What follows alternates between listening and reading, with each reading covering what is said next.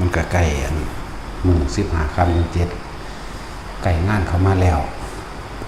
ผู้ใดมีกุด2 หลัง3 หลังก็สละออกไปสกอนเดอร์ให้โอกาสกับคนที่อยู่ทางไกลอีเตียวมี2 หลังบ่หรือ3 หลังจังซี่ก็มาอยู่หลังเดียวมึงสิโพดให้อีหานี่มึงเอาไปทำนอนกับผัวมึงบ่บักไล่บ่มึงจะเอาบ่อันภาพครูบารมีมึงนี่ ผัวอีเตียวอีหลีนั่นแหละคือสั่นแล้วอิสระออกก่อนเด้อไปคนที่มาทางไกลมึงก็อยู่หม้องเก่ามึงนั่นแหละกูเฮ็ดห้องบักใหญ่ให้ก็สิแล่นหนีไปอยู่หลังนั้นหลังนี้อีหาอีเตยอีเตเสผู้ใดอยู่ใกล้คืออีปานก็คือกันเฮามีบ้านใกล้ๆนึงสละให้คนที่มาจากทางไกลซะก่อนบางที่เขาก็มาเป็นกลุ่มเป็นก้อนผู้ใดมาอยู่ก่อนก็ผู้ใดมาฮอดก่อนก็อยู่ก่อนบ่ให้จองบ่แม่นโรงแรม บ่แม่นรีสอร์ทผู้ใดมาก่อนใดผู้นั้นแหละอยู่ก่อนภาษามันก็เป็นเส้นเป็นสายอยู่นี่บ่มีเส้นดอกมีแต่แม่ย่านางเส้นอันนี้เส้นตัวแม่กูแม่เนาะ สั่นตัวแต่บ่มีแม่สิมีกูบอกแม่ก็ยกไว้ซะก่อนก็ต่างหากนะแต่ว่าถึงด่าดูข้อมูลได้แม่ แม่ก็ถึงด่าดูที่ปลาสิก็จะเพิ่งจองให้มันเป็นปกติก่อนเฮาเฮ็ดนำบ่ทันเลยนี่แต่กุฏิพระนี่ก็บ่พอพระแล้ว ครับพระเดินทางก็มาเบิดอีกยังอยู่เท่าไหร่บ่ประมาณ20นี่แหละเนาะ10กว่าพุ่นละไปตอนกุฏิบ่พอเด้ทั้งว่าเร่งพอใหญ่นายสั่งเอาเสามาเฮ็ดเพิ่มเข้าไปในหันจาก3 หลังแล้วก็เฮ็ดทางกกคอแน่เฮ็ดทางนั่นแน่กุฏิเฮาบ่พอพระ ขนาดเพื่อไว้แบ่งว่าแบ่งออกไปไว้พุ่นได้แล้วจัก9 องค์หรือ10 องค์แบ่งไปอันดอลไลร์นะประมาณนั้นตอนนี้พวกเฮาต้องเสียสละเข้าใจว่าล่ะเพราะว่าเฮาอยู่กับที่หรือคนที่มีเฮือนอยู่ในที่ไปกลับมาง่ายๆจังซี่ก็ต้องสละออกเพื่อให้เขาเจ้าผู้มาอยู่ทางอื่นทางไกลนะนั่นแหละนี่คือพวกเฮาเข้าใจคือมาแล้วก็มาบ่มีหม้องพักหม้องเศร้าแต่ว่าผู้เป็นเจ้าของบ้านเจ้าของที่หวงไว้2 หลัง 3 หลังบ่ได้อะไรทั้งว่าให้เข้าใจคนมาจากต่างจังหวัดมาจากที่ไกลเขาเจ้ามาบ่กี่มื้อดอกของเฮามันอยู่ตลอดแห่งสั่นยืนแพงไปไล่พวก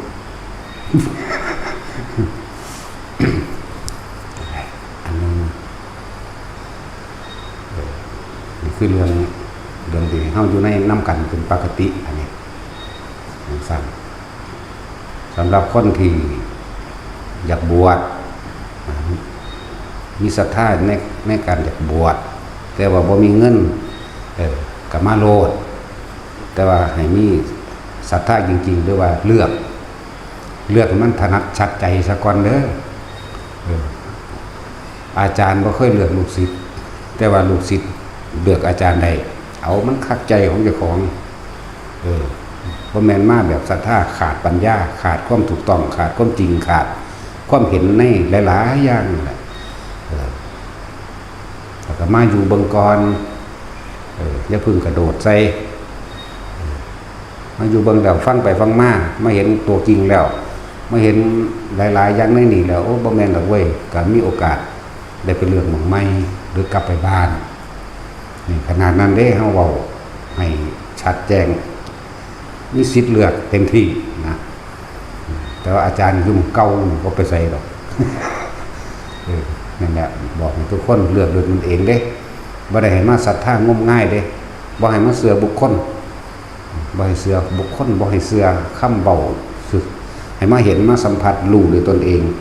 ว่าบ่แม่นบ่ถูกต้องกลับไปใจว่าล่ะ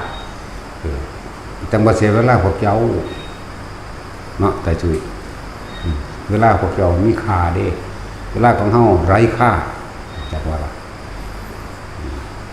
เขาบ่ได้มีเวลาเวลามันถูกยุดไว้แล้วว่ามีอนาคตแล้วก็ว่ามีอดีตพร้อมถูกยุดสั่นแหละแต่ละคนให้เลือกขนาดนั้นสำหรับผู้จะบวชบ่มีทุนบ่มีหยังกระซางสิเป็นเจ้าภาพให้ดอกรวมกับทุกๆคนนั่นแหละเจ้าภาพทุกคนล่อจออยู่อย่างแต่บ่มีผู้บวชเนาะบ่อึดบ่ต้องหามากอะไรมาโลดมาโตคนสำหรับคนที่ว่าเคยมีคดีมาก่อนแต่ว่าพ้นจากคดีไปแล้วคดียาคดีติดคุกหรือคดียังก็แล้วแต่เกิดบวชได้แต่ว่าให้มันพ้นจากคดีอาญาทั้งโลกก่อนคดียังก็แล้วแต่เพราะว่าก่อนที่สิบวชทุกคนถึงเขามาในนี่เขาจะตรวจสอบประวัติเบิดได้หมายเลขบัตรประชาชนพวกเจ้านั่นเองเข้าไปในสถานีตำรวจเขาจะก็ขี้เบิ่งปุ๊บผู้นี้เคยติดยาคือบักโกะจังสี่แล้วขาคนมาเท่าใดพูดแล้วแน่มันก็ยังอยู่ได้แต่มันพ้นแล้วทั้งแถวว่าแม่นยังดอกสูบยาบ้า2 เม็ดคดีกระจอกเนาะนี่สั่นแหละธรรมะห้องเปิดเผยได้ปิดบังมันเศร้าหมองบ่ผ่องใสนี่คือแสดงความจริงใจทุกคนตรวจสอบห้องหมายถึงว่าผู้สิบวชมาฝึกมาศึกษาบางกรเขามาคุกคลี่บางสักก่อนสัก2 อาทิตย์แหละหรือเดือนก็แล้วแต่มั่นใจแล้วเว้ยกูเนี่ยบวชแม่นบ่ล่ะถ้าบ่มั่นใจก็ไปมันเสียเวลาเนาะนี่แหละจังว่าให้มาศึกษาโดยตนเองอย่าเชื่อเพราะการได้ยินได้ฟังสืบต่อกันมาเขาต้องมาพิสูจน์โดยตัวเขาเองอย่าตัดสินยืนยันใดๆทั้งสิ้นจากบุคคลผู้อื่นเขามาเบิ่งนั่นแหละนี่ก็อีกเรื่องหนึ่งสำหรับผู้จะบวชสถานที่นี้ให้โอกาสทุกๆคนอยู่แล้วนะสร้างตนฝึกคนให้เป็นพระให้เป็นผู้เสียสละเด้พระความจริงก็คือเสียสละออกเด้บ่แม่นคนเขามายึดเอาอย่างเด้นั่นแหละสถานฝึกตนสร้างคนให้เป็นพระฝึกตนก็ฟังในคำว่าฝึกตนเฮาเป็นเทวแนะให้แต่ว่าพวกเขามาต้องฝึกเจ้าของเองนั่นบ่สั่นฝึกเจ้าของเองแล้วแต่ของยังละอารมณ์ใดบ่ทันใดหรืออันใดบ่ทันใดจังซี่นะแต่ละได้แล้วนั้นจังสิเป็นพระ25%คือโสดาบันพระ50พระสกิทาคามีพระ75%ก็คือพระอนาคามีพระอรหันต์เป็น0แปลว่าล่ะนั่นแหละต้องเว้าแบบนี้นำจังรู้จักแต่ทั้งเบิดก็คือเอาคนปึกคนหนาปุถุชนปุถุแปลว่าหยังสั่นหม่นไปเลยเด้ ปุถุแปลว่าหม่นไปเลยชนดาเห็นว่าสั่นปุถุชนคนหนาคนบ่ทันได้รู้จักหยังก็มาฝึกมาหัดดัดตนได้บ่แม่นผู้ใดเกิดมาบรรลุอรหันต์เลยเด้พระก็เอาจากคนนี่แหละมาสร้างคนสร้างตนเองนะให้เป็นพระเสียสละความเห็นแก่ตัวออกได้เบิดนะเห็นสั้นนี่ก็อีกเรื่องนึงสำหรับคนที่ต้องการบวชมาโลดมันบ่มีเงินหยังจักบาทก็สร้างมาอยู่บังกรนะจะถูกตัดสินว่าผิดว่าถูกว่าดีว่าเลวอีหยังก็สร้างเบิ่งไปเบิ่งมาสัมผัสด้วยตนเองตัวว่าสันเสียว่าอย่าหูจักอุปนิสัยของคนโดยแท้จริงต้องอาศัยกันอยู่ร่วมกันนานๆสันดานมันจะออกเองสันดานดีก็ออกสันดานเลวก็ออกสันดานก็คืออารมณ์ความรู้สึกคือใจของคนคนนั้นแหละคนที่เสแสร้งแกล้งทำดีจะทำได้ไม่นานเพราะมันไม่ใช่สันดานของคนดีจริงๆคนดีจริงๆคือเป็นปกติของเขาช่วยเหลือคนก็ช่วยเหลือเป็นปกติบ่ได้มีการเสแสร้งเลยบ่ต้องการคำขอบคุณบ่ต้องการรางวัลใดๆทั้งสิ้นพร้อมเป็นปกติเขาให้ท่านปกติช่วยเหลือคนเป็นปกติเห็นยังก็เป็นปกติเข้าใจคำว่าปกติบ่ปกติคือบ่คิดอยากได้นั่นอยากเป็นนี่นั่นแหละปกติ ถึงสั้นนั่นแหละคนดีเป็นทั้งสั้นไปตลอดส่วนคนบดีเนี่ยการเสียแสงแข่งทำไม่ได้นานดอกเพราะมันไม่ใช่ความจริงมันมาหลักแต่อย่างหนึ่งให้ทุกคนพิจารณาเอาเองนะแล้วก็การอยู่ร่วมกันก็เหมือนกันนั่นแหละคือว่าเป็นอย่างคือว่าที่แรกก็มาอยู่เบิ่งสะกอนจักอาทิตย์หนึ่งมาเบิ่งใจเจ้าของนำคนที่เขามาฝึกหัดอยู่ในนี่เริ่มต้นแรกเอาให้พักไปสะกอน1 อาทิตย์ 1มาดูใจเจ้าของ2มาดูเพื่อนว่าเขาสิอยู่ร่วมกับเขาได้บ่เห็นบ่ล่ะ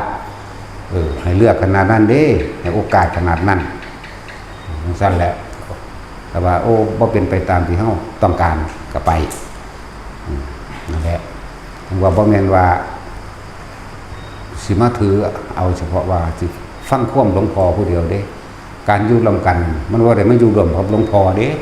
หลวงพ่อบ่ได้ความสนิทสนมกับไผเด้อบ่ได้มีผู้ใดเป็นพิเศษใช่ว่าล่ะสิมาอ้างแต่หลวงพ่อว่าหลวงพ่อเว้าหลวงพ่อบอกบ่แม่นบอกนี่บอกเป็นอันหนึ่งเดียวกันเบิดบ่ว่าพระบ่ว่าคนเลยเสมอกันคือเทศนี่ก็เทศเสมอกันเด้ล่ะแม่นบ่ล่ะแล้วแต่ปัญหาสำหรับคนสิปฏิบัติบางองค์เพิ่นติดแบบนี้อันนั้นก็ตั้งหากเข้าใจว่าล่ะแต่สิให้ความเป็นพิเศษแต่ละองค์บ่มีคนก็คือกันบ่พิเศษแต่แม่ แต่ว่าพิเศษก็หมู่ได้เพราะถูกด่าดูก็หมู่เข้าใจว่าล่ะจังซั่นตัว นี่ก็บอกตรงๆปานนั้นตัวเนาะย้อนมาเรื่องคนที่ยังมีพ่อมีแม่เพิ่นยังมีชีวิตอยู่ถ้าเฮาสำนึกบุคคลที่หาได้ยากประเภทที่5คือบุคคลผู้มีความกตัญญูถ้าเฮายังมีพ่อมีแม่มีชีวิตอยู่อีหยังมันแสบๆที่เพิ่นอยากที่เฮาสังเกตเบิ่งแล้วเพิ่นมักแม่นี่น่ะหาให้กินตอนมันแข็งแรงล่ะอย่าไปให้ตอนป่วยเด้อตอนป่วยมันบ่อยากหยังเด้ในอาหารอยากเศร้าเนาะ นั่นแล้วแล้วก็นำสิ่งที่ดีสูงสุดประเสริฐสุดคือธรรมะค่อยๆน้อมค่อยๆนำไปบอกไปเรื่อยเข้าใจว่าล่ะแนะนำไปเรื่อยหรือเปิดเทปเปิดยังละให้เพิ่นฟังหรือแนะนำเพิ่นมาพาเพิ่นมาใส่กุศโลบายหลายอย่างแหละนั่นแหละบุคคลกตัญญูแบบนึง นั่นแหละสำหรับคนที่ตายไปแล้วพ่อแม่ตายไปแล้วเฮาทำได้แค่ว่าทำบุญอุทิศหาแค่ว่าล่ะตอนมีชีวิตอยู่นี่เฮากะอันใดมันเพิ่นมักเพิ่นแซ่บก็หาให้กินเสื้อผ้าหรือหยังก็แล้วแต่เฮ็ดไปเถอะพ่อแม่หาบางคนก็มักเหล้าบ่ต้องหาให้กินอันนี้ ไม่ใช่ว่าล่ะคือเขามาถามซื้อเหล้าให้พอผิดบ่มันก็ผิดแล้วเนาะแต่จะมาถามเรื่องผิดไหมมันก็ผิดตัวแต่ของบ่กินเองก็ให้ผู้อื่นกินโอ้เฮ็ดจังได๋สั่นเพิ่นติดเขาเงินให้ก็จะเอาไปซื้อน้ำกินเด้อก็แล้วไปตัวเนาะแล้วถ้าเพิ่นสิซื้อหยังกินก็สร้างเพิ่นตัวก็ว่าซื้อน้ำกิน อันนี้ไปซื้อให้ตรงๆเลยมันก็ผิดแต่ตัวมันก็เป็นสุรายุเมระยะตัวนั้นน่ะจักว่าล่ะเจ้าของก็เป็นผู้ส่งเสริมและสนับสนุนนั่นว่าล่ะก็ผิดเป็นจังสิบ่ผิดตัวดิผิดแต่ความพร้อมของเป็นป่วยทางไข้หรือสนับสนุนส่งเสริมนั่นแหละบ่มีผู้ใดอยากให้เพิ่นเป็นจังซั่นดอกแต่ว่าเฮาเฮ็ดได้ก็แค่นั้นแหละเอาเงินให้ซะ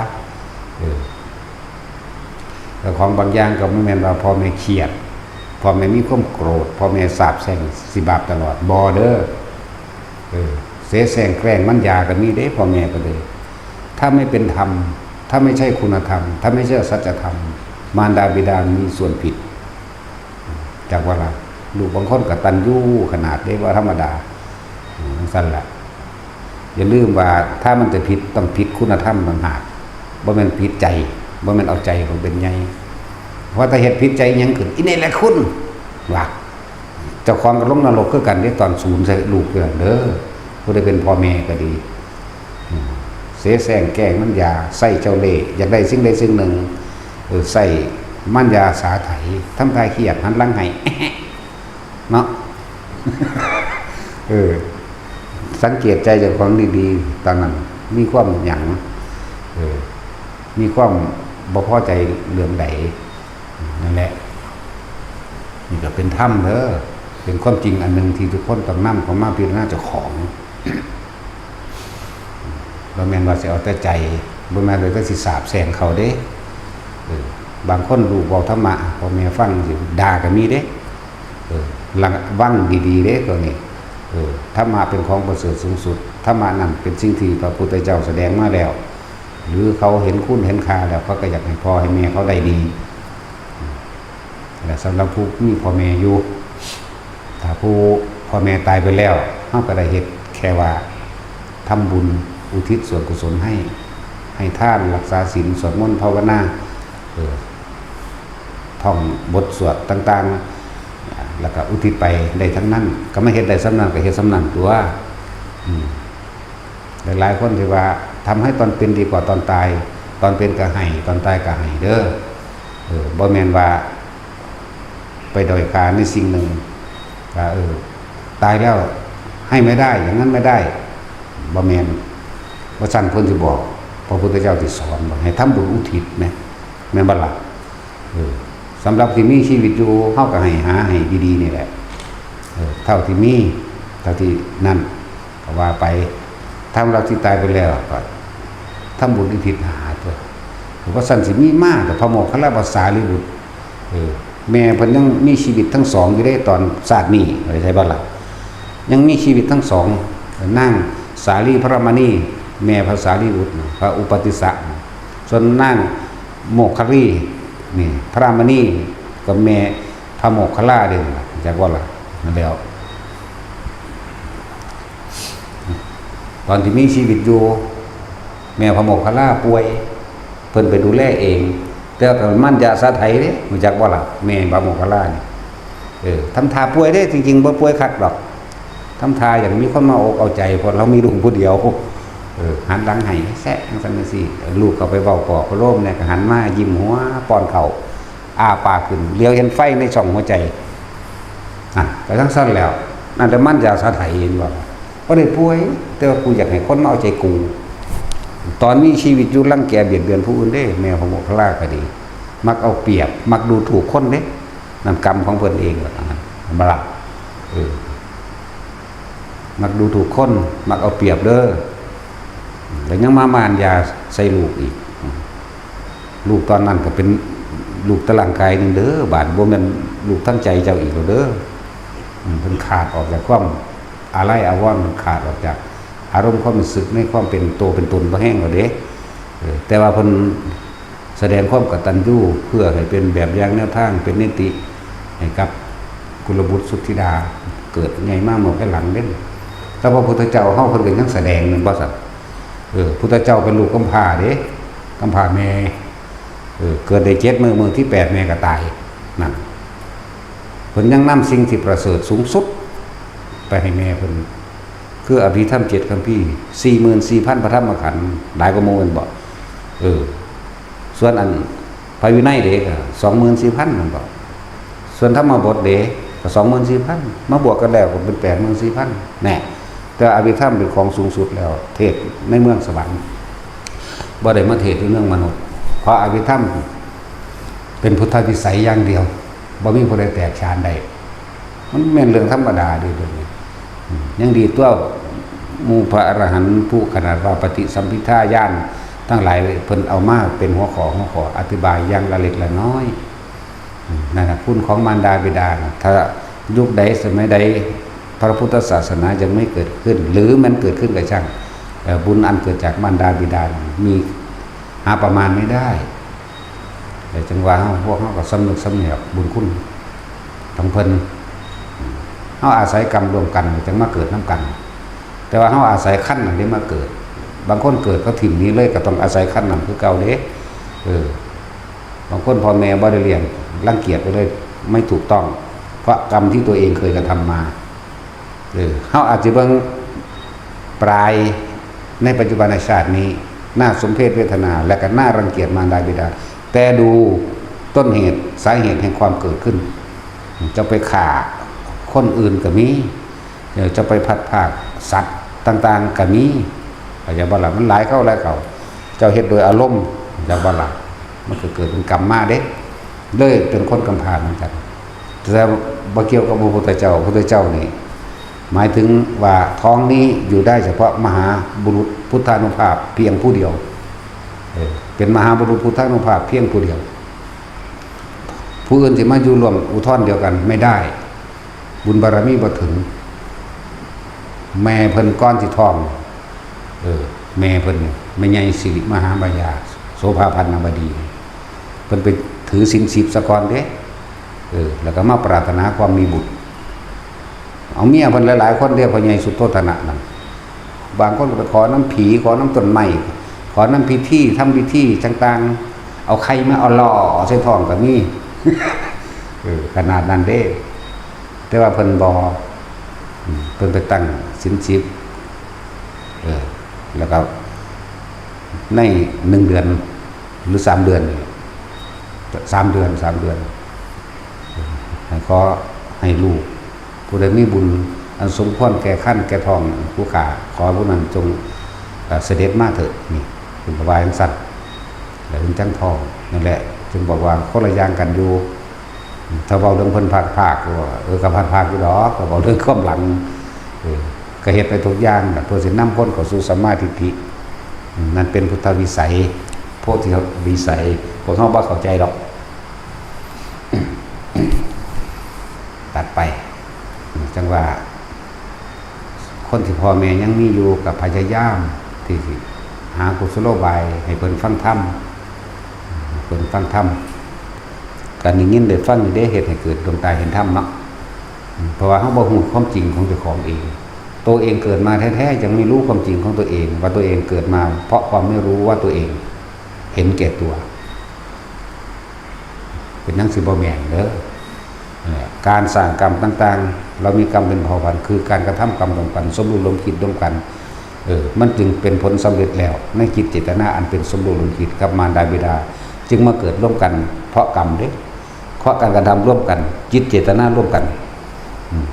อะไรทั้งสั้นแหละนี่แหละเรื่องจังสี่มันเป็นเรื่องที่ละเอียดละออดีอยู่เรามีกรรมเป็นทายาทหมายถึงสิ่งที่ตัวเองทำไว้นั่นแหละจัดบ่เป็นผู้รับผลของกรรมนั้นสืบไปไม่ว่าดีหรือชั่วทั้งสองอย่างสั้นแหละแต่บางคนที่พ่อแม่ตายไปแล้วเขาพยายามในการทำบุญอุทิศหาแต่ว่าในการทำทานทำบุญอย่างต่างๆก็แล้วแต่อย่าขอนะมันบ่ไปเหมือนกับเราเอาของน้อยไปแลกของมากทำสิ่งหนึ่งเพื่อแลกสิ่งหนึ่งมันไม่ได้ใจไม่เจตนาน่ะมันบ่บริสุทธิ์ในการกระทำมันเอาหลายอย่างกดเนาะฟังตลอดผู้ฟังอยู่ตลอดสิพ่อเข้าใจดอกฟังอยู่ตลอดผู้กระซากฟังอาจจะบ่เข้าใจแต่ว่ากันนั้นคืออุปนิสัยของไผของมันที่สะสมมากเฮ็ดให้กันบ่ได้ว่า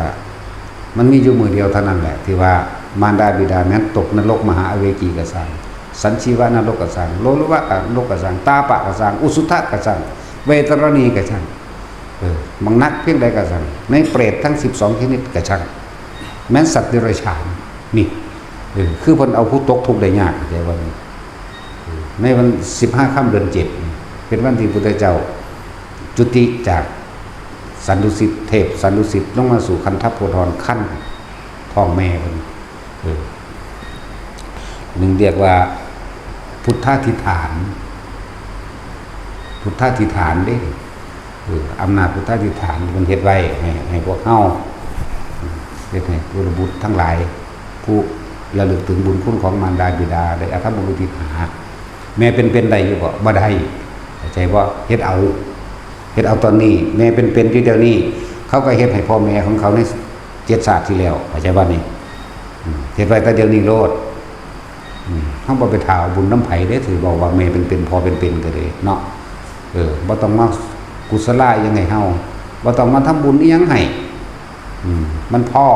จักว่าล่ะคือมันบ่เอาไปเกิดไสอีกมันบ่เอาไปเป็นต่อทุนอยู่ทางใดบ่ได้เอาบุญไปเป็นทุนไปในภายภาคหน้าบ่เอามันพ่อจักว่าล่ะ สั่นแล้วที่เฮ็ดก็เฮ็ดผ้าเฮ็ดไปซื่อๆเด้นะต้องบอกว่ากุลบุตรสุทธิดาท่านใดก็สร้างต้องการยกฐานะตนเองขึ้นมาจากวันนี้จงตอบแทนคุณมารดาและบิดาของตนเองเถิดแม้นผู้ที่เพิ่นมีชีวิตอยู่แล้วก็หาในสิ่งที่เพิ่นที่เป็นประโยชน์นะบ่เป็นโทษเป็นโทษคือหยังคือเหล้าคือยาแต่ว่าล่ะที่เป็นประโยชน์คือหยังอาหารยารักษาโรคเครื่องห่มที่อยู่อาศัยดูแลกันไปกันมาให้เครื่องอำนวยความสะดวกนี่คือเพิ่นยังมีชีวิตอยู่นั่นแหละก็แทนคุณตัวนั้นสำหรับผู้ที่ร่วงรับไปแล้วหมายถึงเพิ่นตายแล้วก็ทำบุญอุทิศหาอยู่เรื่อยๆอยู่เนื่องๆเอาแหละแต่ว่ามื้อนี้มันเป็นมื้อพิเศษ15ค่ำเดือน7นี่มารดาบิดาแม้ตกนรกเพียงใดก็ช่างผู้ใดต้องการสืบค้นก็หาอ่านเบิ่งในอุลัมพนสูตรเพิ่นเทศน์อยู่3ครั้งบางที่ก็บ่ได้ใส่ชื่อคำว่าอุลัมพนสูตรจักสูตรใดล่ะชื่อว่าได้แต่อ่านไปนี่ก็เกี่ยวกันนี่ก็เกี่ยวกันนี่ก็เกี่ยวกันมาเลยเด้เทียบกับภาษาลิบุตรก็ยังดอกจักสูตรยังล่ะลืมแล้วนั่นแหละแต่ว่ามันชื่อได้แต่ว่าอุลัมพนสูตรมีในหั่นแหละทุกคนไปศึกษาเอาเองถ้าบ่มั่นใจแม้นว่าจะทำบุญแบบใดก็ช่างให้เห็นความเห็นแก่ตัวของเจ้าของเด้อเฮาสิทำแบบใดก็ตามบัดนี้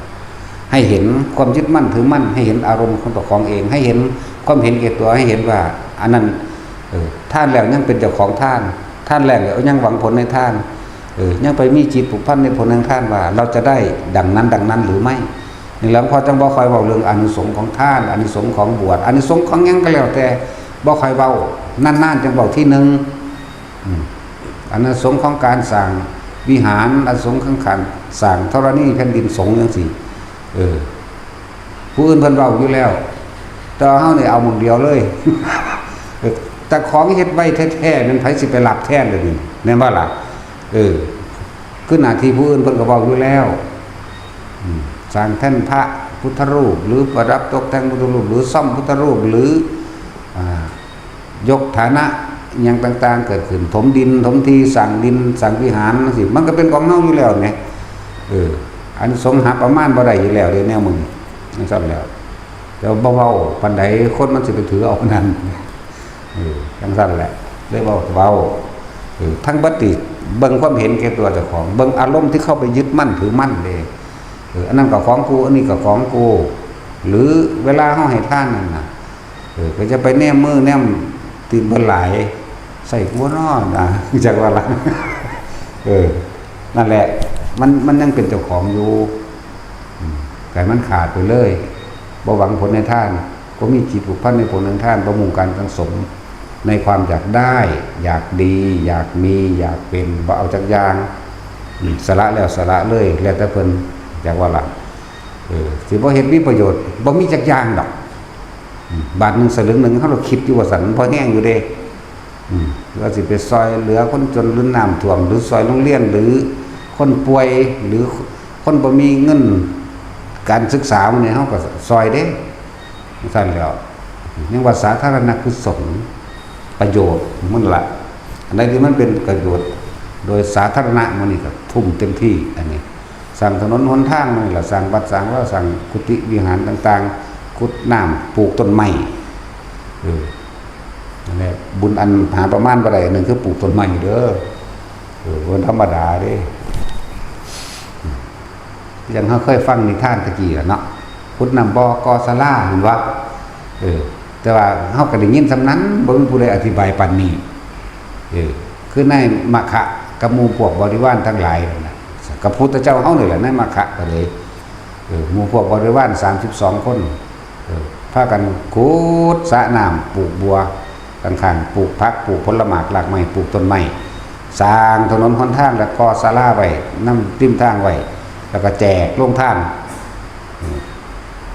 แล้วก็เวลาเพิ่นให้ทานนี่เพิ่นสิให้ความเคารพเด้จึงมีชื่อว่าท้าวสักกะเทวราชสักกะแปลว่าหยังซั่นสักกะแปลว่าผู้มีความเคารพนอบน้อมผู้มีความอ่อนน้อมสักกะนั่นน่ะสักการะนั่นแหละสักการะบูชานั่นแหละชื่อเพิ่นมีหลายชื่อแต่ว่าโดยตำแหน่งว่าพระอินทร์ เขาเข้าใจว่าเป็นผู้เขียวว่าแม่นว่าเขียวผู้ธรรมดานี่แหละแต่เพิ่นงามอยู่ของบ่ทอเฮาหรอกเนาะเด็กเล่นงานพระอินทร์องค์ปัจจุบันนี่แหละอีกละจักหน่อยนึงนั่นแหละเพราะเขาเจ้าเป็นหยังคือได้นามว่าท้าวสักกะเทวราชเพิ่นให้ความเคารพเวลาให้ทานแม้กระทั่งขอทาน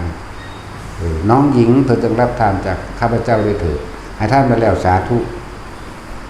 บ่ได้เย่อยิ่งว่าเจ้าของเป็นเจ้าของเด้นั่นเขาจะว่าล่ะให้ดูความเคารพวิวาหยังกับให้กับสมณะชีพามทั้งหลายทั้งคุกเข้าให้แต่ขนาดนั้นเด้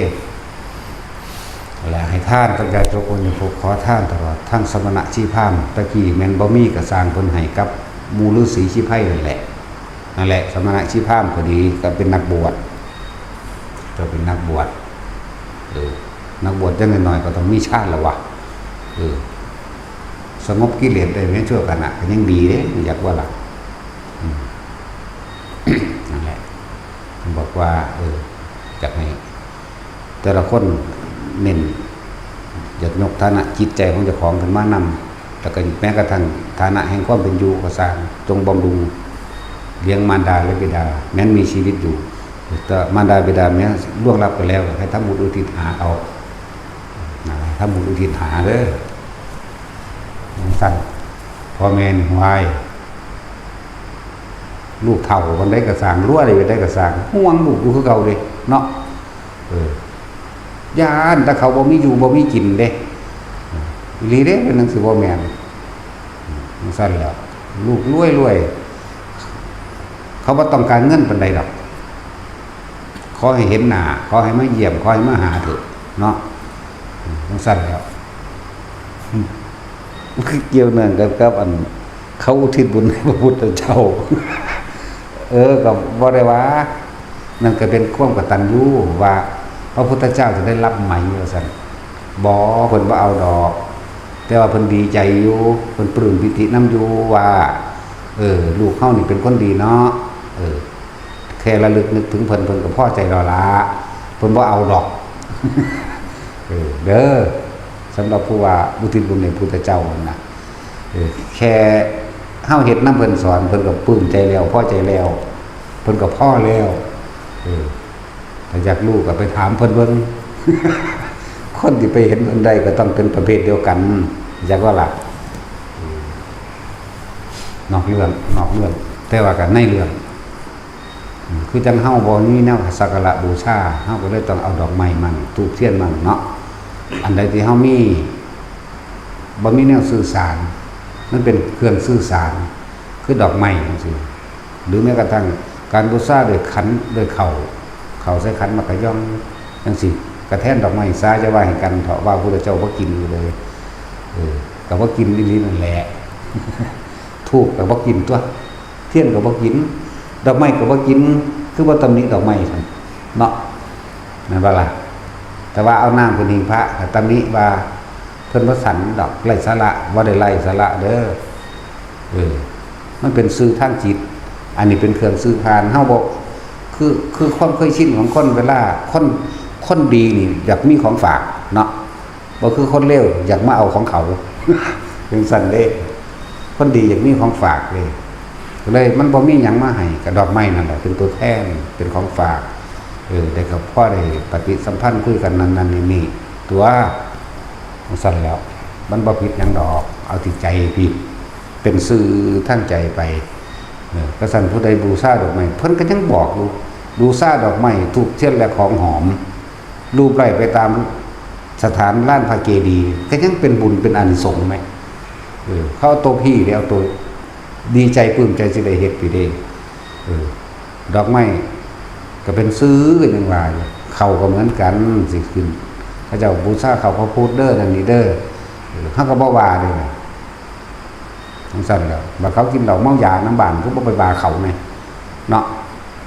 จังซั่นแล้วบัดเขาปลูกเสกเลขยันก็บ่ไปว่าเขาแน่มันบ่แม่นหนทางพ้นทุกข์คือบ่ไปว่าเขาอันนี้มันก็เป็นแนวทางน้อมเข้าไปซะก่อน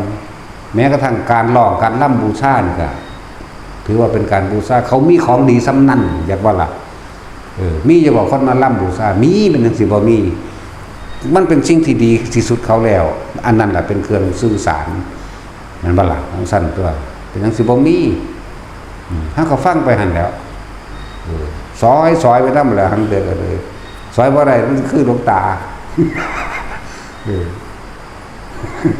แต่เป็นหลวงตาเราซอยโดนแล้วเท่าสิตายเป็นใบของหัวละวันหัวเด็กหน่อยเนาะ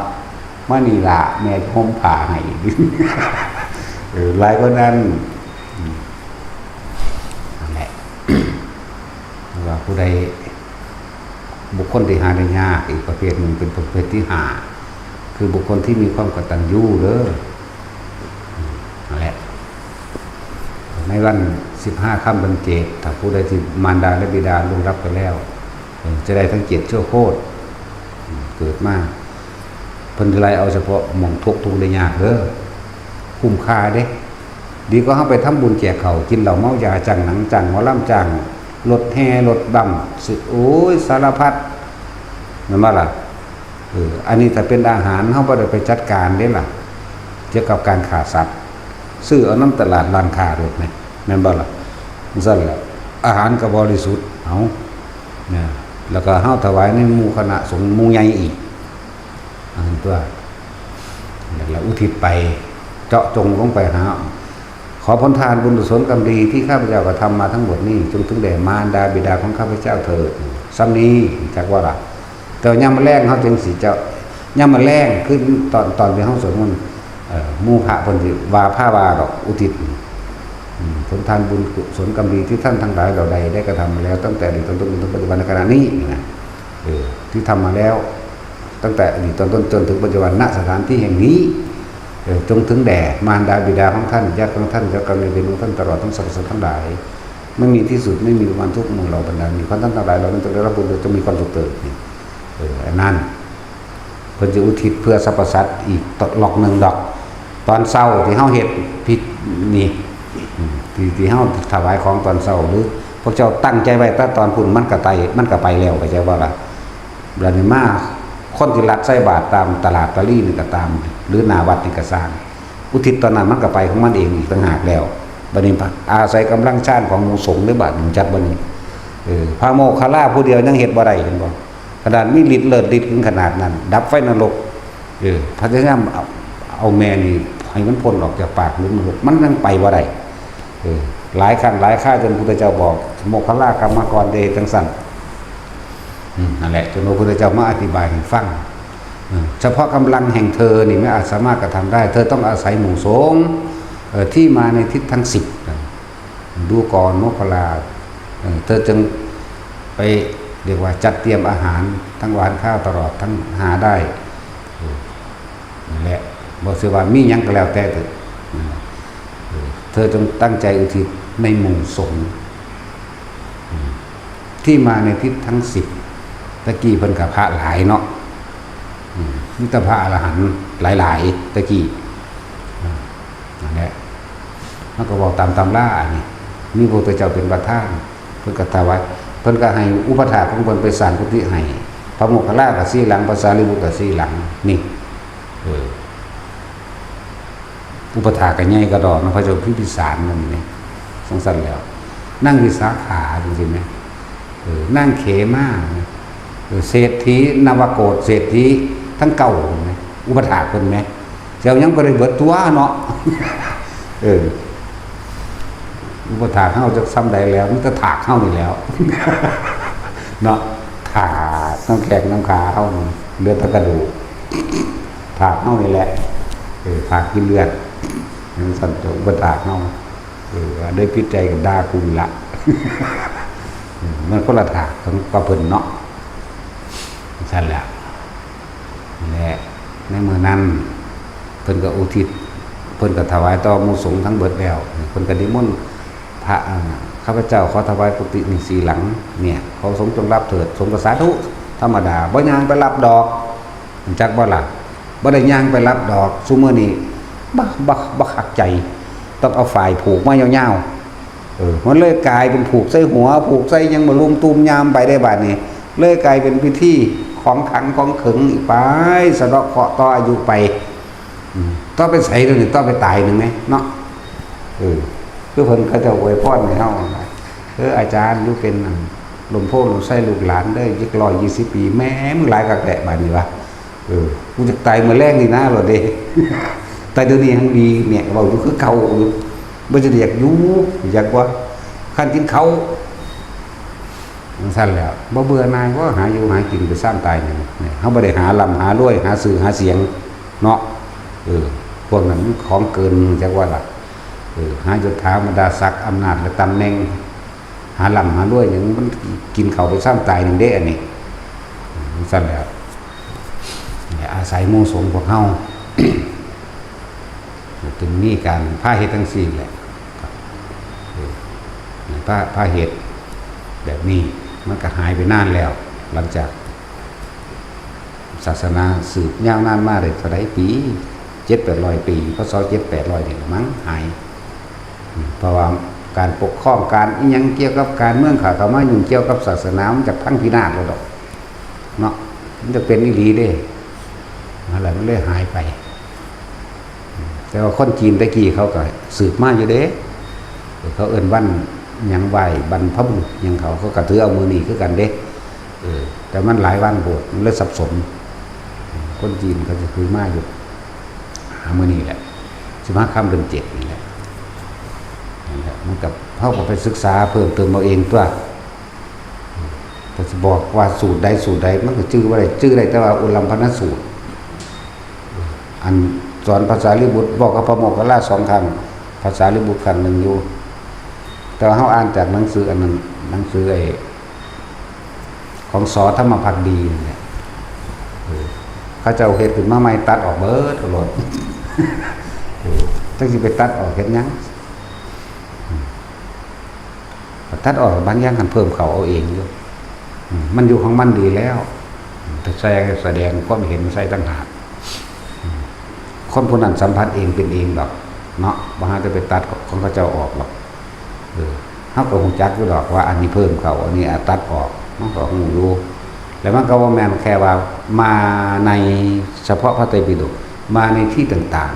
ๆบันทึกต่างหากก็มีเด้คือประวัติบ้านนั้นบ้านนี้เนี่ยมันก็บ่ได้ทั่วไปแม่นบ่ซั่นสืบค้นจากเอกสารหลักฐานหรือสืบค้นจากศาลา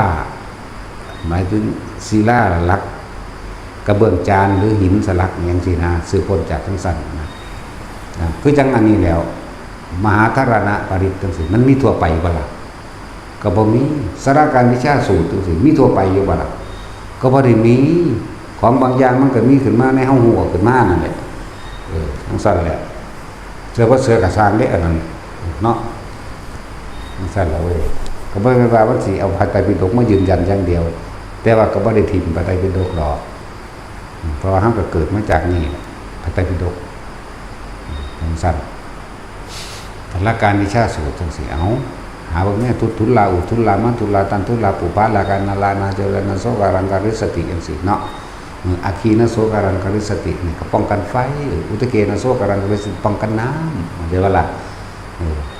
จากบ่บุกพวกนี้เดี๋ยวจะสอนบาลีอีกล่ะหังบ่ได้เรียนอยู่เพิ่นเลยอยู่ในมหาธารณปริตจังซี่มันมีคำสอนแทรกอยู่ในหันเด้บ่แม่นแต่ว่าสิเอาแต่ทิฏฐิราทันทิรามันติลาโลคิราคะราทุพิราเอเตนะสัจวัชนะโสติเมโหตุสัพพทาบ่แม่นสิแปลว่าตะอานิสงส์อย่างเดียวเด้จักว่าล่ะทิฏฐิราแปลว่าหยังหนาวแต่ช่วยแปลว่าหยังทั้งสี่แล้วแต่ถามคนมีความรู้แน่สามารถรู้ความคิดหลายของบุคคลอื่นมันก็สั่นไปอ่านแปลเนี่ยว่าหยังเฮาก็แปลให้เบิดตัวทันทิรามันติลาโลคิราดิจังซี่แล้วโลคิราคุ้นๆอยู่เนาะโอ้ป้องกันโลกทุพพิลาเดบ่ได้ไปตกอยู่ในเขตที่อดอยากให้แห้งแล้งนั่นบ่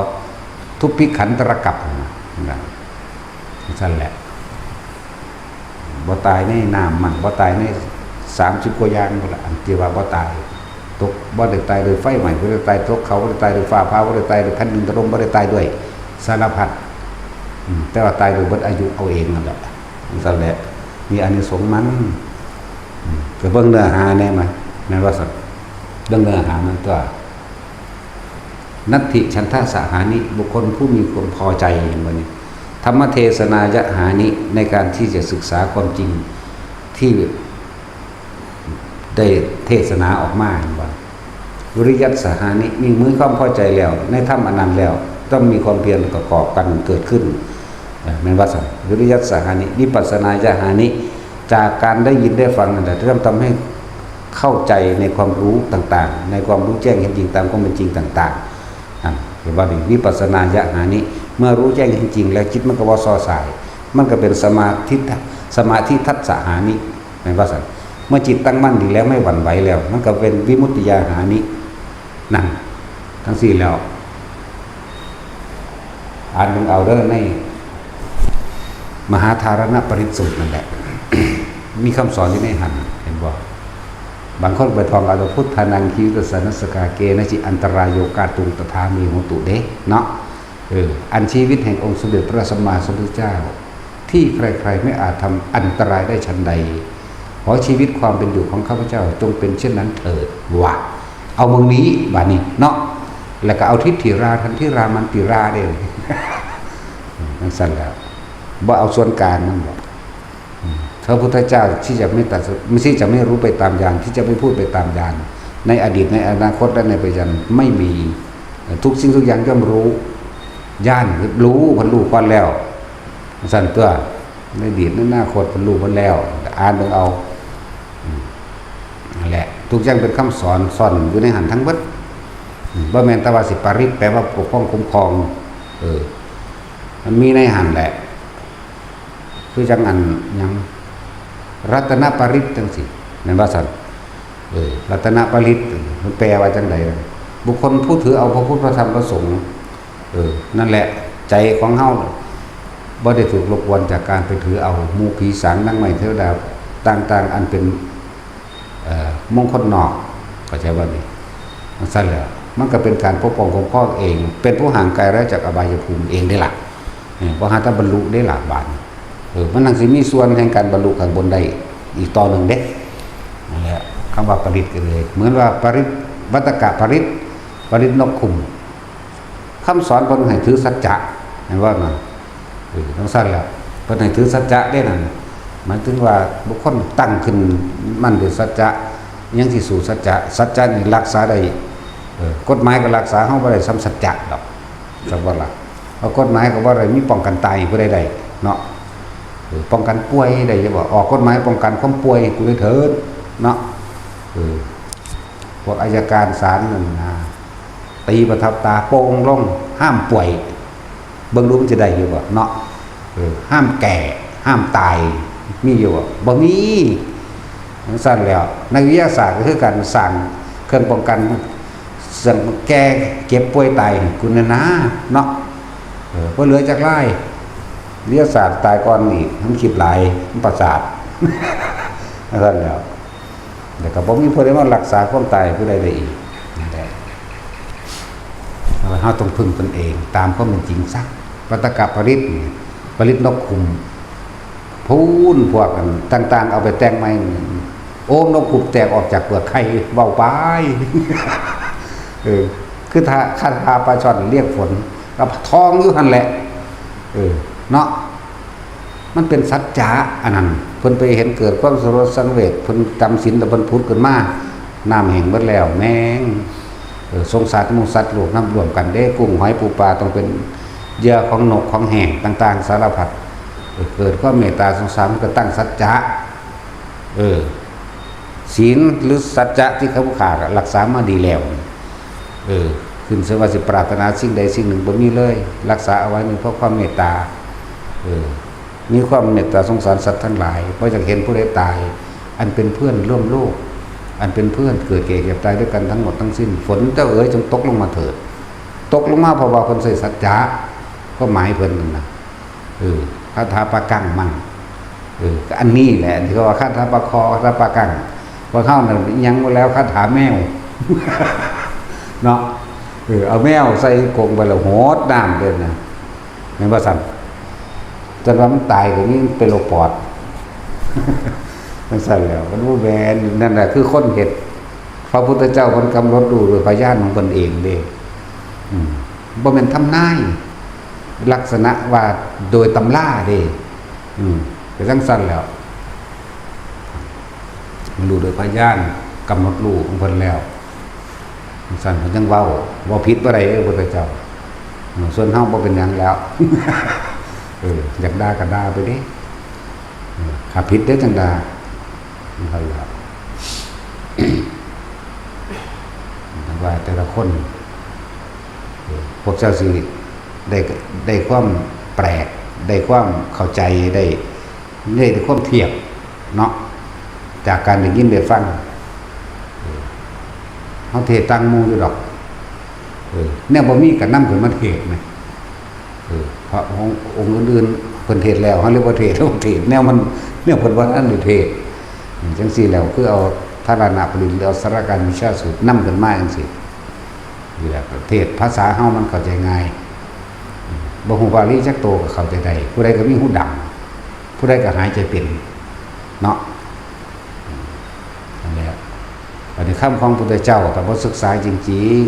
ๆมันก็บ่แม่นของเข้าใจได้ง่ายบ่แม่นภาษาเฮาเป็นภาษามคธภาษาบาลี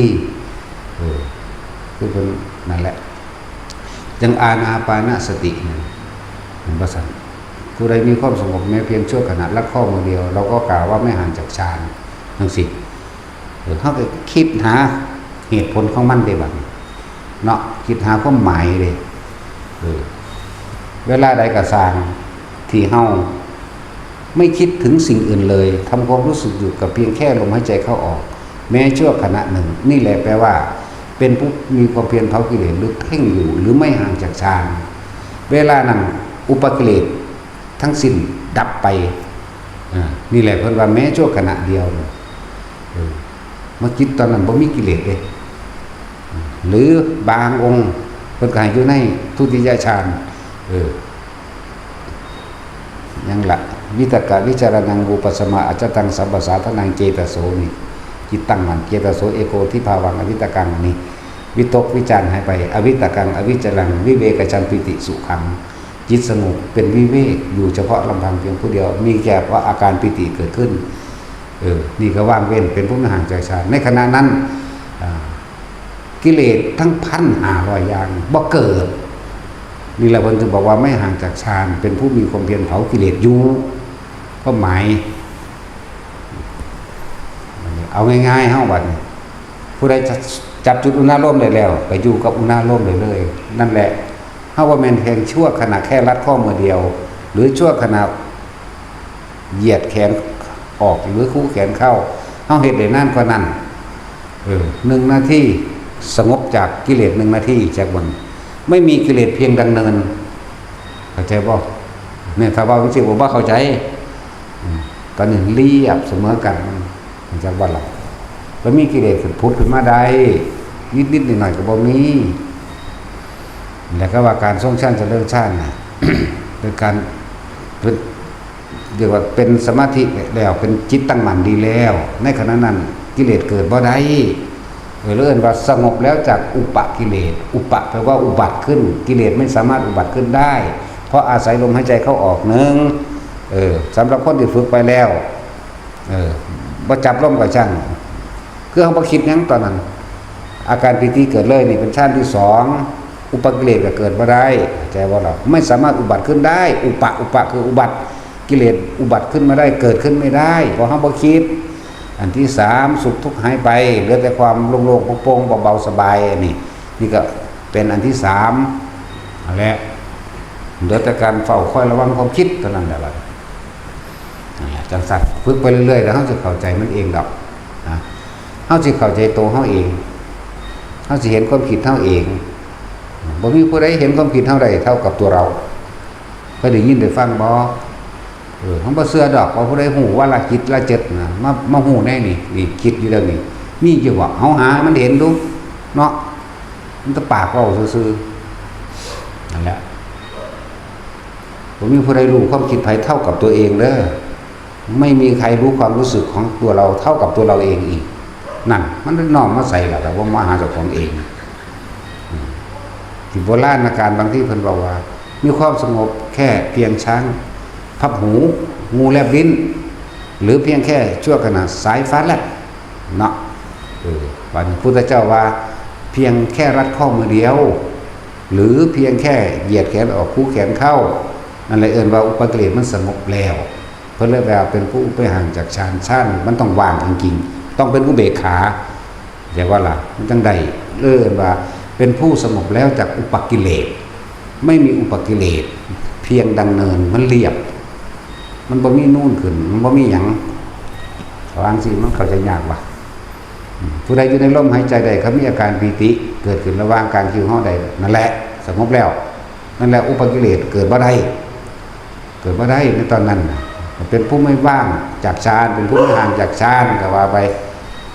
ฟาดมันนะตาช่วยหมานั่นไหมเอาอีกแล้วมึงเป็นแมวยังกูบ่ได้เอามาเลี้ยงเด้มาเอาเองเนาะหมาดำทำตัวแสบตอน ก้อยหมาแมงกินซะบ่คือเนาะสั่นแล้วก็สั่นเฮ็ดหมาแดดเดียวแต่พ่อขาวน้ำโมนี่ออมใส่น้ำเอามันไปใส่หลักโอ้มันย่านขาดไปแล้วออมใส่ผักใส่พอมันสิข้าวอยู่สมไปเขียดหน่อยซ้ำนี่เนาะกินว่าตาสินเน่ามันจะมันที่กินเน่าแหละให้มั่นใจในตัวนี้โลดแต่ละคนแล้วก็เป็นวิธีที่ง่ายแล้วเพราะอยู่กับตนเองหูดังอยู่ในเฮาเองลมหายใจก็เป็นของฟรีอยู่แล้วจากบ่ล่ะอากาศมันเป็นฟรีอยู่แล้วนอกจากเข้าโรงพยาบาลได้จังสิได้ซื้อเนาะเรื่องมีขายเลยเด้เห็นบ่ซั่นตะกี้น้ำเฮาบ่เข้าใจว่าเขาสิได้ขายเนาะเดี๋ยวนี้ขายน้ำเห็นบ่ซั่นวันนี้สิได้ขายอากาศเห็นบ่ขายตอนป่วยแล้วเด้ได้เอาใส่ดีรถนั่นว่าซั่นเสร็จแล้วได้ซื้อบ่ล่ะซื้อตัวบ่มีเงินเจ้าก็ตายตัวจะไปซื้อได้บัดนี้นั่นซั่นแล้วไฟก็ขายแล้วน้ำก็ขายแล้วลมก็ขายคือกันเนาะดินน้ำไฟลมขายเบิดแล้วนั่นบ่ซั่นทั้งสิ้นแล้วนั่นซั่นให้มั่นใจเด้อแต่ละคน สังเกตตนเองเบิ่งลมหายใจเจ้าของดีๆแล้วเปรียบเทียบออกข้างนอกลมเบิ่งตอนที่อยู่กับลมบ้าทุกข์อีหยังก็บ่มีสุขก็บ่มีพอใจและไม่พอใจไม่มีในภาษานั่นแหละสงบแล้วจากอุปกิเลสในขณะนั้นอุปกิเลสบ่ได้เรียกว่าหยุดเวลาอดีตและอนาคตเกิดบ่ได้อยู่ในนี้ที่มันเกิดได้เพราะว่าเฮาคิดถึงอดีตอนาคตจึงเกิดอย่างสั้นทำให้บ่อยทำให้มากจะเกิดความเคยชินดอกมันว่าได้ตั้งท่าว่าท่านไปทำดอกอยู่ที่ความคิดของเขาเองนึกเข้ามาถึงลมเลื่อนว่าสติเลื่อนว่าสติเด้อ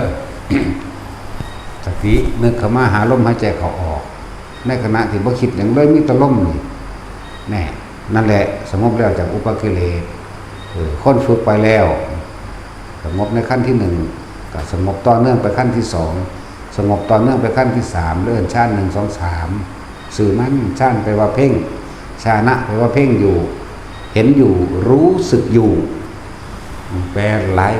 แปลละยังก็เลยย่านแต่บ่เข้าใจรู้สึกอยู่ในความรู้สึกอันเป็นหนึ่งจิตหนึ่งแต่หลวงปู่ดูลท่านว่าจิตหนึ่งอันนี้เมื่อว่าที่ก็รู้สึกตัวทั่วพร้อมนี่คือการรู้ในจิตหนึ่งรู้เอามองเดียวบัดนี้เฮามาตั้งไว้มองเดียวถึงมันจะเคลื่อนไปก็ขอให้รู้ในความรู้สึกว่ารู้สึกตัวทั่วพร้อมกับว่าอะไรเพิ่นก็ย่านเฮาบ่เข้าใจคือกันก็แปลหลายแบบคือกันรู้สึกตัวทั่วพร้อมมั่งจิตหนึ่งมั่งจิตกับผู้รู้กับจิตก็คือสิ่งเดียวกันมั่งเอาอีหยังไปรู้ถ้าไม่เอาจิตรู้โดยสัญญาหรือรู้โดยก็ว่าไปนั่นแหละว่าทุกคนเป็นวิธีที่ง่ายแล้วถ้าว่าส่งจิตออกนอกหมายถึงว่าเฮาไปคิดถึงบุคคลสัตว์จริงของอันเป็นอดีตถ้ามันคิดถึงอดีตแล้วอนาคตมันก็เกิดแล้วเด้อดีตกับอนาคตเป็นสิ่งเดียวกันสุขกับทุกข์เป็นสิ่งเดียวกันความปรารถนานั่นแหละเป็นเหตุให้เฮาเวียนว่ายแต่เกิด ปรารถนาหยังคนเฮาแต่ว่าปรารถนาความสุขเนาะเอิ้นไว้เห็นแก่ตัวแต่ทั้งใดทั้งเสียละความเห็นแก่ตัวออกไปทั้งเบิดพระอรหันต์อารมณ์พระอรหันต์เขาก็บอกแล้วเนาะพวกเจ้าบ่มีอารมณ์เลยนั่นแหละพระอรหันต์เป็นจังซั่นมันจักบ่ล่ะมันบ่สูญให้ไผเด้มันบ่ดีใจกับไผพร้อมมันแสดงแต่ภายนอกซื่อๆเด้เพราะเป็นกิริยาตอบรับกันซื่อเด้สูญปึ้งขึ้นบ่มีดอก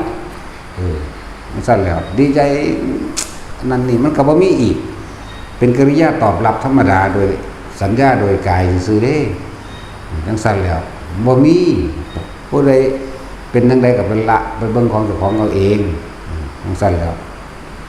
จังว่าเฮ็ดไปเถอะตอนที่เฮาอยู่ในลมหายใจนี่กิเลสมันดับแล้วจะบ่อุปกิเลสเกิดบ่ได้แล้วนี่ถ้าพวกเจ้าอยู่ได้ตลอด24ชั่วโมงจนตายเอามันมีสุขมีทุกข์มันมีดีใจเสียใจอยู่บ่มันบ่มีเด้นั่นน่ะก็ยังว่าเฮาอาศัยพระปัญญา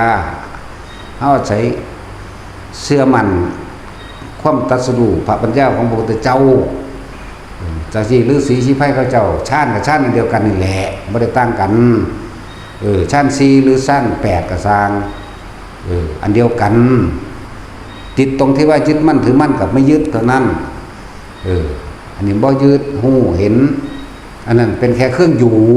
ชาตินี่เป็นเครื่องอยู่อยู่ไปมันก็เห็นเองหรอกในอนิจจังอนัตตาก็ว่าไปมีจังทุกขังอนัตตาก็ว่าไปสุดยอดแห่งความรู้ก็อยู่ที่พระไตรลักษณ์นั่นแหละอันอื่นๆมันเป็นเนื้อหยักบอกแนวทางต่างๆเอานั่นแหละทุกคนมั่นใจในลมหายใจเจ้าของนึงอยู่กับความรู้สึกกายเจ้าของนึงนั่นมันสิเป็นที่1ที่2ที่3ก็ช่างมันเถิดเป็นหยังคือมี1มี2มี3มี4พออาการมันเกิดเพิ่นก็เลยต้องบอกให้เกิดความรู้ความเข้าใจความบ่สงสัยเอาหน้าบ่ได้ละนิวรณ์ตัวเดียวได้มันก็เป็นอันว่าอุปกิเลสเกิดบ่ได้แล้วหน้านิวรณ์แปลว่ากังวลสมมุติว่าคนติดความสงบนั่นแหละมีความกังวลญาณบ่สงบเริ่มว่ากามฉันทะกามหรือว่าแม่นแต่ว่าจะไปผัวไปเมียเป็นผู้สู่สาวเด้คำว่ากามนี่กามโมกาเมกามังนี่ก็แล้วแต่นี่จักบ่ล่ะกามความยินดีพอใจในรูปในรสในกลิ่นในเสียงความยินดีพอใจที่จะทำแค่ความสงบนี่ก็กามเข้าใจบ่กามมันแปลว่าจังซี่ความยินดีพอใจกามมันนั่นแหละถ้ามีความพึงดีพอใจแล้วมื้อนี้กูคือบ่สงบมันเป็นแมงอย่างนอนวิกิจิตาสงสัยเลยเห็นบ่แล้วก็ทีนมิทะไปต่อนี่เป็นเงาๆง่อยๆเศร้าซึ้งปฏิฆะก็เกิดความหรือว่ามันเป็นน้ำผู้นั้นผู้นี้พวดออกนอกไปแล้วเห็นบ่ล่ะจังซั่นแล้ว ปฏิฆะบ่พอใจอันนั้นบ่พอใจอันนี้เนี่ยนั่นแหละเอิ้นว่านิวรณ์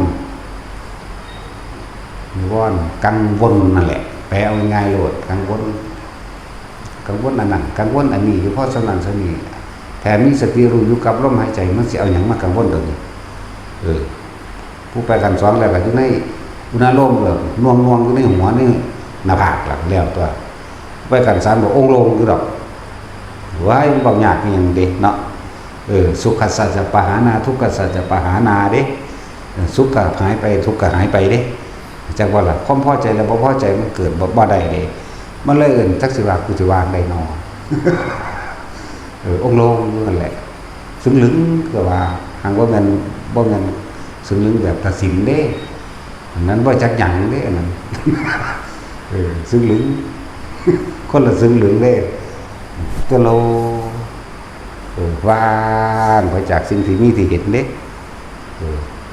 บางทีคิดหยังก็คิดบ่ออกเด้คือจังตาจุ้ยนี่คุ้นๆหน้าคุ้นๆซื่อนี่บัดสิบ่ออกเด้เลยซึ่งลึงไปเลยเลยปล่อยเลยบ่นำต่อเด้เนี่ยนั่นแหละเรื่องสั้นแหละนั่นแหละเฮ็ดไปแต่ชั้น4มันเข้าจักว่าล่ะมันเข้ามันดับสัญญามันตัดสัญญามาเจโตวิมุตติก็ได้เจโตสมาธิก็ได้แต่ทั้งนั้นจิตตั้งมั่นหลุดพ้นจากความคิดทั้งปวงจากบ่ล่ะนั่นแหละเดี๋ยวนี้เฮากำลังงงในศัพท์อีกอันนึงอยู่ครับเจโตวิมุตติเป็นจังได๋เจโตสมาธิอันเดียวกันนั่นแหละ ก็มาคิดจิตมันตั้งมั่นดีแล้วแต่ว่ามันเข้าอันนั้นมันบ่รู้สึกโตวมันไปว่างอยู่ซื่อๆจากว่าล่ะ อย่างนั้นคือฌานสีกับอัปปนาฌานกับอัปปนาสมาธิมันก็ต่างกันแต่ถ้าสิเทียบว่าอารมณ์เหมือนกันนั่นแหละแต่ว่าอัปปนาสมาธิมันตั้งมั่นทั้งที่มีสติรู้อยู่เห็นอยู่แต่ว่างจากสิ่งที่รู้ที่เห็นแล้วว่าอัปปนาสมาธิบ่แม่นอัปปนาฌานสูงสุดแห่งฌานคำว่าอัปปนาว่างยังยิ่งเหมือนกันแล้วลองเอาอารมณ์นั้นกับอารมณ์นี้มาอันนั้นคือมันตัดสัญญาอันนี้แต่ว่ามันมีสัญญาแต่ว่าบ่ปรุงแต่งต่อในสัญญามันจบจากว่าล่ะผู้เพิ่นอันนั้นแล้วเพิ่นบ่เฮ็ดหยังอีกดอกแต่ว่าเพิ่นยังเฮ็ดเป็นตัวอย่างซื่อๆอย่างเช่นเดินจงกรมมั่งเบิ่งลมมั่งเพิ่นก็เว้าไปนั่นแหละบ่เฮ็ดหยังเด้เบิดงานก็บ่ฮู้สิเฮ็ดไปเป็นหยังอีกมันบ่มีแนวเป็นมันนะเนาะสำหรับเพิ่นเด้นั่นแหละเฮาก็บ่เคยเห็นดอกพระอรหันต์เป็นจังได๋เลยผู้ใดเห็นก็พาไปเบิ่งแหมมันโตจังไดเนาะเอาสมาทาน